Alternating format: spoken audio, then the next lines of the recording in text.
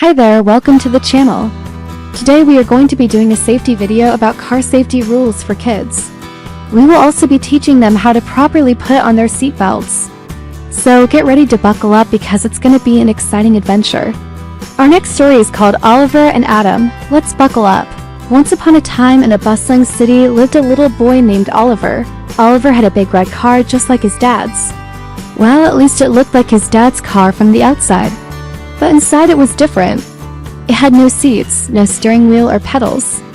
And instead of a gear stick, it had a big joystick that controlled all sorts of buttons, flashing lights, and sounds. It was Oliver's very own imaginary car.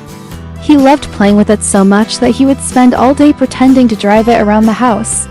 Beep, beep, he would say, making the car go back and forth over all the furniture until one day his mom walked into the living room and saw him pretending to drive. "That's enough of that," she said firmly. "You know that's dangerous."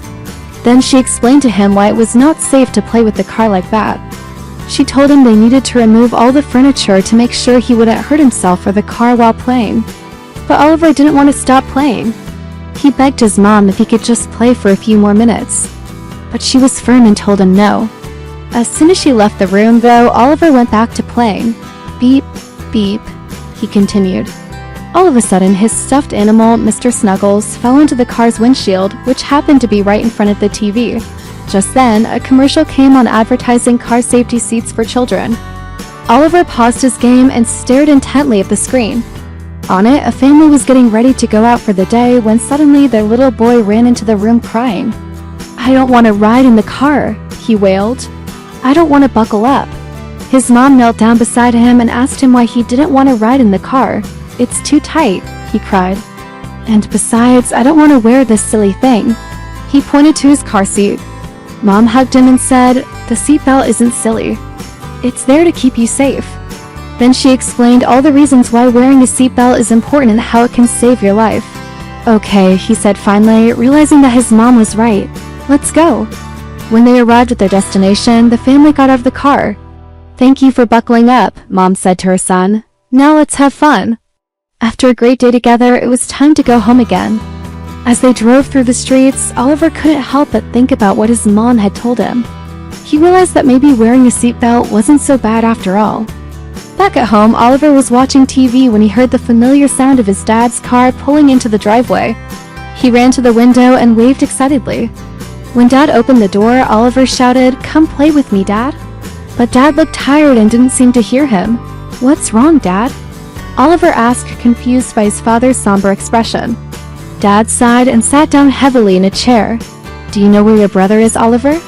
"I can't find him anywhere." Oliver shook his head. "I haven't seen Adam today. I thought he was with you." Dad stood up again, this time with renewed determination. "Well, we better find him quickly. It's almost dinner time and he needs to be home soon." He opened the front door and started calling out for Adam. "Adam, where are you?" There was no reply. Dad called again, his voice echoing through the empty street. Still nothing. He turned to Oliver and said, "Stay here until I find Adam, okay?" Oliver nodded solemnly. He knew how worried his dad was and wanted to help him find Adam as quickly as possible. Dad had been searching for over half an hour without any luck. He was starting to feel desperate.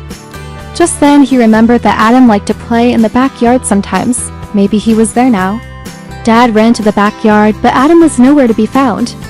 Suddenly, he noticed a small figure sitting on the edge of the sandbox. "Adam," he shouted joyfully, running towards his son. "There you are. I was so worried you might have run away from home." Adam looked up at his dad with tears in his eyes. "I was just playing, Dad," he said softly. "I'm sorry." Dad pulled Adam into a tight hug. "Oh, sweetheart, I'm so glad you're safe. Let's go home now. We're going to have dinner." As they walked towards the house, hand in hand, Dad couldn't help but think about how easily something could have gone wrong. If Adam had wandered off and gotten lost, or even worse, if he had been hit by a car while playing in the street, he would have been so scared. That's why it's so important to always make sure your kids are wearing their seatbelts whenever they read in the car. You never know what might happen. When they arrived home, Oliver ran to the door and opened it for them. "Welcome back, Dad and Adam," he said enthusiastically. "I've made us some snacks." The three of them sat down together at the kitchen table and chatted about their day. Dad told them about his meeting at work while Adam showed off the new toy truck he had gotten for his birthday.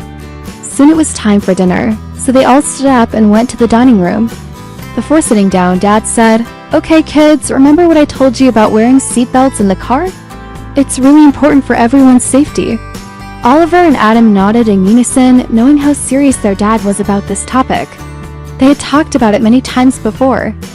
After dinner, the boys cleared the table while Dad washed the dishes. "Can we watch TV now, Dad?" Oliver asked hopefully. "Of course," he replied, smiling. "What do you want to watch?" "Let's put on that show about cars," suggested Adam. Dad turned on the TV and they all snuggled up on the couch together. As the show began, Oliver couldn't help but notice something strange. The characters were driving around without wearing seatbelts. "Hey, Dad," he said, pointing at the screen. "Why aren't they buckled up?" Dad looked over his shoulder and saw what Oliver was talking about. I guess they forgot to do that," he said nonchalantly. "But we should always remember to buckle up, right?" Both boys nodded their heads in agreement. Suddenly, there was a loud crash and the family on the screen were thrown all over the place. "Yikes!" exclaimed Adam, hiding his face behind his hands. "What if that happens to us?" Dad put an arm around each of his sons and said, "That's exactly why we need to wear seatbelts. They keep us safe in case of an accident." Just then, the phone rang. Dad answered it and listened intently. "Yes," he said quietly. "What did you say?" "Are you sure?" Dad hung up the phone and turned to his boys. "I'm sorry guys, but we have to go now," he said apologetically. "Mom and I have something to take care of." "Why don't you stay here with Grandpa?" "But what if something bad happens?" Oliver asked nervously. Dad knelt down beside his son and said, "Don't worry, Oliver. You'll be safe here with Grandpa. Besides, it's just a quick trip." With a final kiss to his boys, Dad rushed out the door and into his car. As soon as he started the engine, he felt a sense of dread wash over him. Something told him that this wasn't going to be a quick trip after all. As Dad drove away, Oliver and Adam watched him go. "I hope everything's okay," whispered Oliver, his eyes filled with concern. Adam put a comforting arm around his brother's shoulder. "Of course it's okay," he said confidently. "Dad's a good driver and nothing bad will happen to him." Suddenly, there was a loud bang and the power went out. "What was that?" cried Oliver, frightened. Adam shrugged his shoulders, unsure of what to do next. Just then, Grandpa appeared in the doorway. "Everything's fine, boys," he said calmly. "It was just a power cut. Why don't you come and watch some movies with me?" Relieved that everything was alright, Oliver and Adam joined their grandpa on the couch and snuggled up beside him.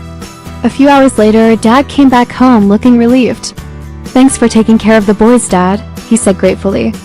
"No problem," replied Grandpa. "They were great company, now come on in. I think it's time for some cookies." As they all sat down together in the kitchen, sipping hot chocolate and eating cookies, Dad couldn't help but feel thankful for his parents. He knew he could always rely on them if something unexpected happened. "You know what?" he said suddenly. "Let's play a game. I'll ask you both some questions about car safety and you can answer them." "Sounds fun," said Oliver. "Let's do it." Dad smiled. "Okay, first question. Where should children under the age of 4 sit in the car? In the back seat, right?" guessed Adam.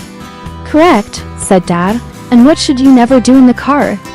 "Play with your food or drink," suggested Oliver. "Very good," replied Dad. "But there's one more important rule to follow in the car."